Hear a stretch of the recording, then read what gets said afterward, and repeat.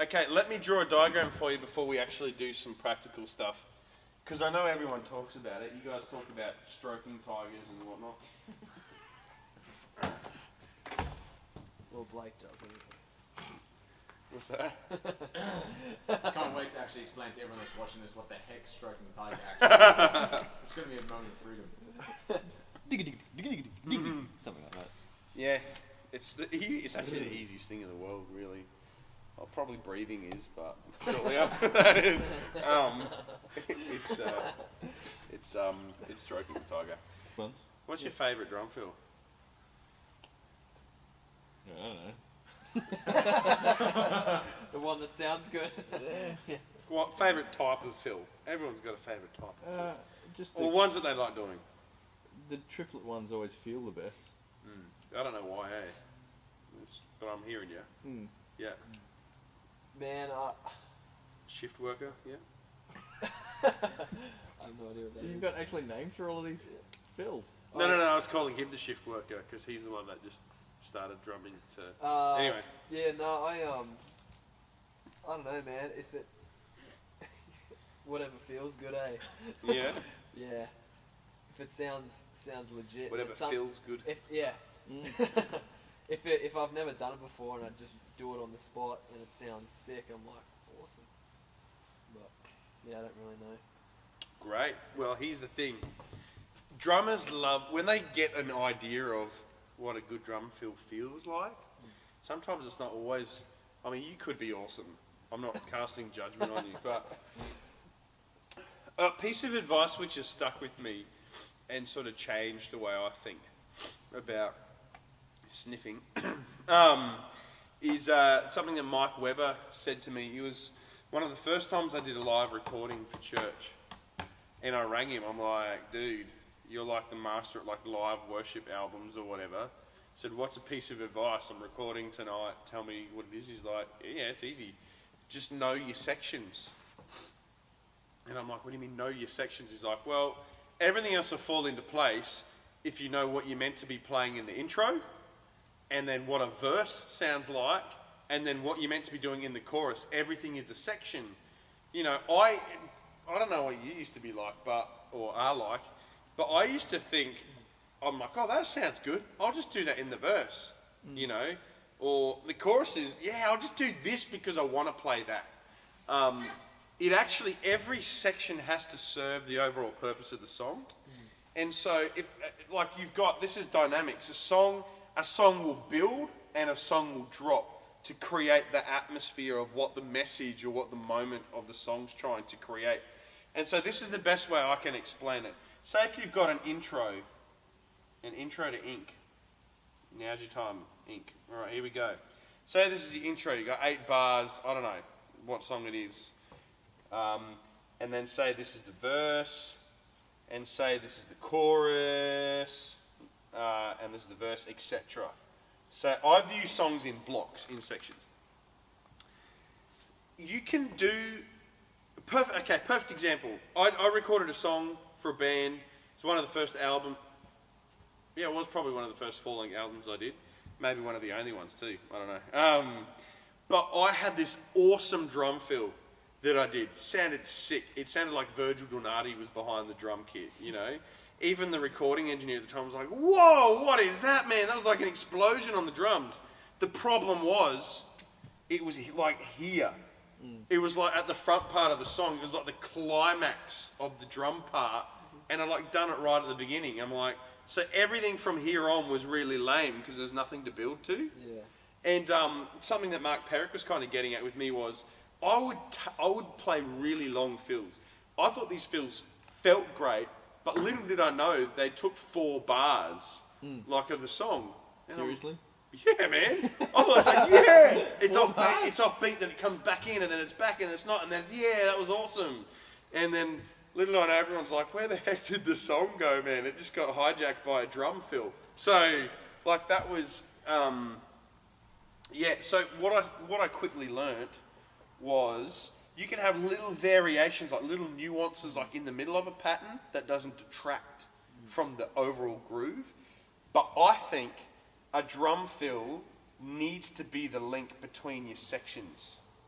So, and then you know what? As a treat, you can have one massive fill a song, which might go for a bar or 2 bars, but only one.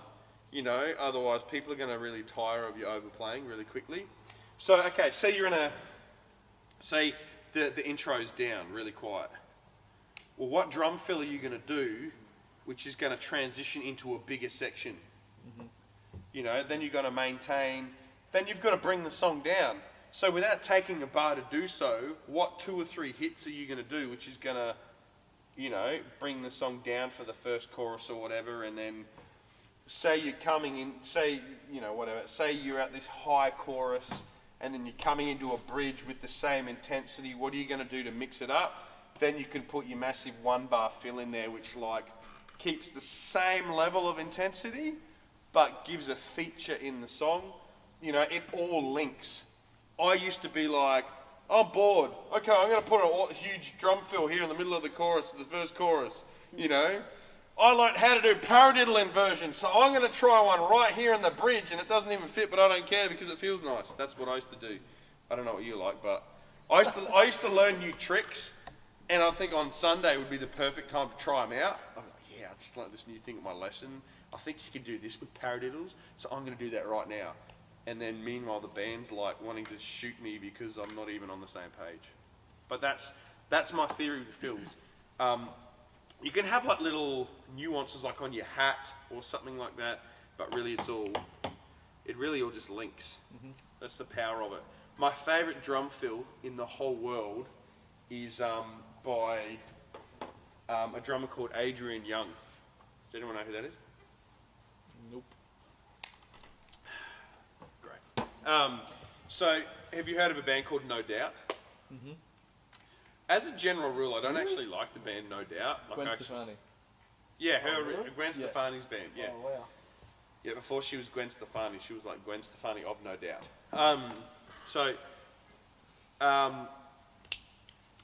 Yeah, I don't really, in general, like the songs, but there's one song which I think is awesome musically, and that's a song called Hella Good. Do you know what that song is? I recognise the name, but you'd have Yeah. to sing it with your best nasal tone.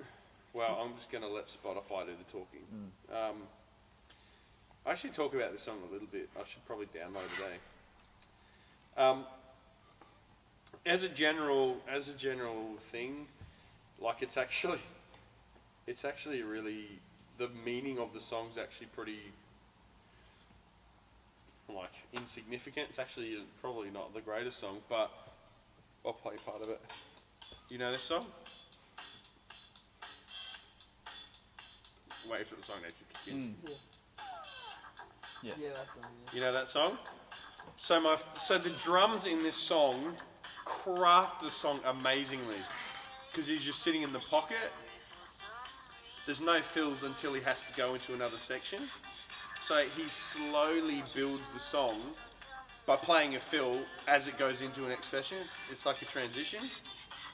So, like we'll hang around for the first fill.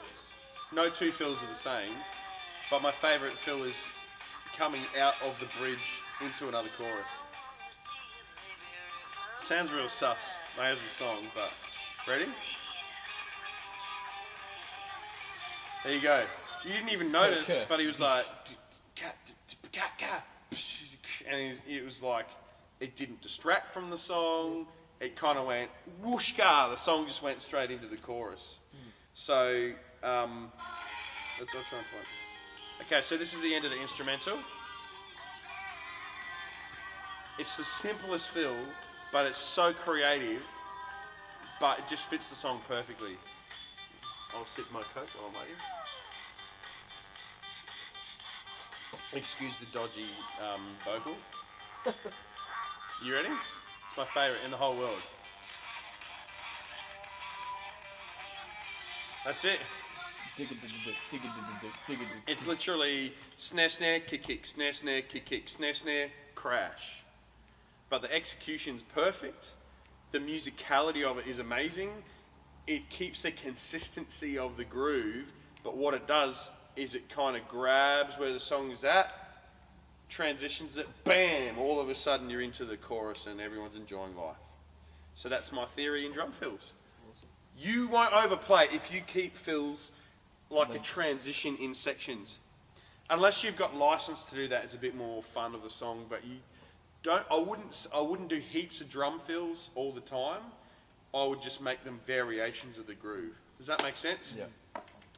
Unless you know, if you want to be more choppy in a song, like if you're playing a gospel song or something like that, those dudes just never shut up. But like, unless you know you can handle it, do fills responsible. Like, fill responsibly. Yeah, basically. Cool? Alright, that's my philosophy. This is the, like, basically the bare minimum, stripping it back. If you're worried about overplaying, if you stick to this formula, you go good. Anything on else is just sugar and you just use it responsibly. Cool?